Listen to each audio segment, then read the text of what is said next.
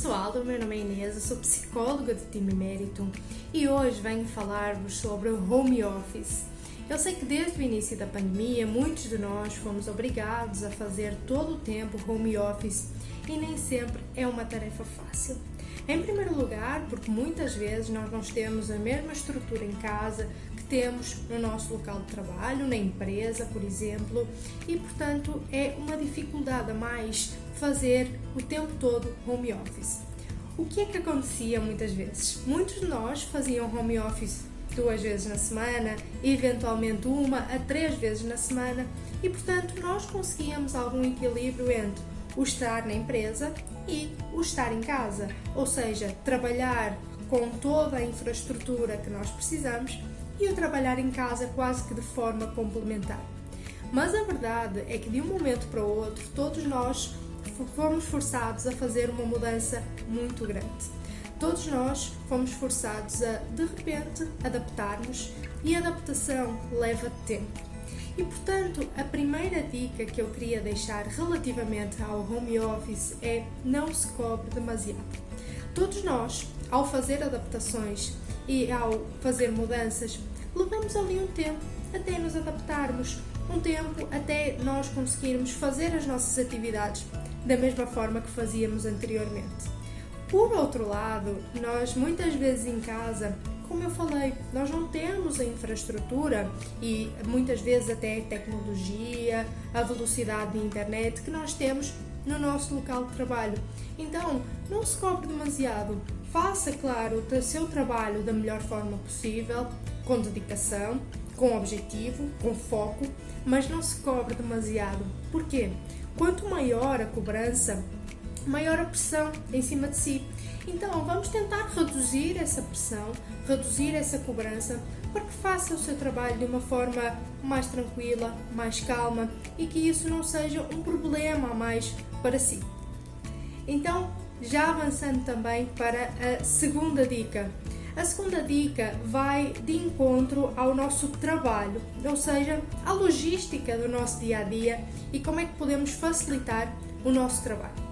Então, muitas vezes, até em casa, o que é que acontece? Nós temos ou dividimos a nossa mesa de trabalho com alguém, ou arranjamos ali um espacinho na nossa casa em que, por exemplo, temos o nosso computador ou as ferramentas que nós precisamos do trabalho. E algo que eu tenho visto muitas vezes é que nós desvalorizamos a organização que damos à nossa mesa de trabalho. Então, a segunda dica é relacionada com isso. Arrume a sua mesa de trabalho. Valorize essa organização. Porquê? Uma coisa é nós chegarmos no início do nosso dia, ainda que de home office, e nós temos uma mesa limpa, organizada, em que nós sabemos exatamente o que é que nós precisamos para começar a trabalhar. Temos os materiais disponíveis e sabemos onde encontrá-los. Outra coisa é termos uma mesa em que nós até temos em cima da mesa muito mais coisas do que precisamos, temos o nosso material de trabalho desorganizado e, portanto, perdemos algum tempo a começar o nosso dia de trabalho. Então, realmente arrume e organize a sua mesa de trabalho para que, quando começar o horário do expediente, consiga realmente se direcionar para as tarefas que tem que fazer. A terceira dica seria comece cedo. Da mesma forma que é importante ter uma boa organização, também é importante começar cedo. E começar cedo não significa começar muito tempo antes. 5 minutos, 10 minutos em que consegue programar-se, em que consegue organizar as suas tarefas do dia-a-dia e, portanto, à hora de começar o seu horário de expediente, já tem tudo organizado, já tem tudo de forma a que, quando começar, sabe exatamente quais atividades tem que fazer e o seu dia de trabalho corre de forma mais fácil e mais tranquila. E a outra dica, a terceira dica, vai muito de encontro a isto, às atividades que nós temos que fazer no dia-a-dia. Mais do que uma lista de atividades por si só, tente priorizar atividades. Ou seja, muitas vezes as pessoas dizem: mas eu tenho uma lista, eu sei o que é que eu vou fazer. Ok, mas essa lista, se for dividida em atividades criativas e atividades criativas, é muito mais fácil. O que é que eu quero dizer com isto? As atividades criativas, por assim dizer, entre aspas, são aquelas que nos solicitam mais da nossa atenção, do nosso foco e, portanto, devem ser feitas no início do nosso horário de expediente.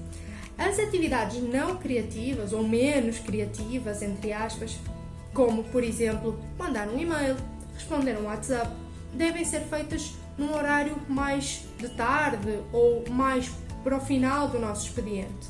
Porquê? Porque muitas vezes é nesse momento que nós já estamos mais cansados e que, portanto, a nossa atenção, a nossa concentração não é tão forte. Então, se nós pusermos essas atividades criativas para o final da tarde, muitas vezes já vamos estar cansados e não vamos fazê-las com tanta atenção. Então, o desafio de hoje seria exatamente esse.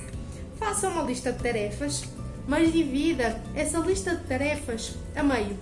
A primeira parte seriam as atividades mais, entre aspas, criativas, ou seja, aquelas que exigem mais da sua atenção e concentração, e para o final da lista, ou do meio para a frente da lista, seriam as atividades não criativas, ou seja, aquelas que exigem menos da sua atenção e da sua concentração. Espero que tenha gostado e, como sempre, em Emeritum, cuidando de você.